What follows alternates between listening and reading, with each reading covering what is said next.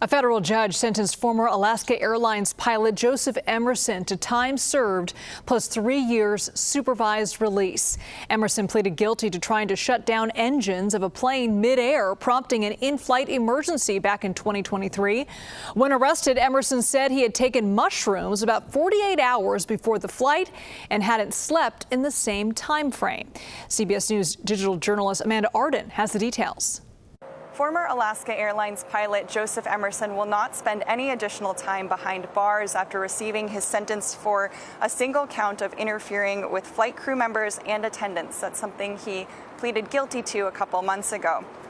Now, to refresh your memory, Joseph Emerson was an off-duty pilot seated in the jump seat in the cockpit of a flight from Everett, Washington to San Francisco back in October 2023.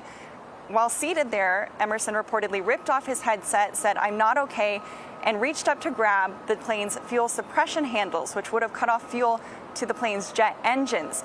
Now, thankfully, the crew on board that flight restrained Emerson and held him until the plane landed and he was taken into custody, essentially potentially saving the lives of Emerson and the 83 other people on board that flight that day. Now, today in court, we heard from the federal government, which said Emerson has tried to paint himself as a victim in this situation. His defense attorney said that's not true. He's admitted to being anything but a victim. He understands the lives he put at risk and has taken full responsibility for the situation. Now, after hearing from both sides today, the federal judge decided to give Emerson credit for time served and 3 years supervised release for that single charge.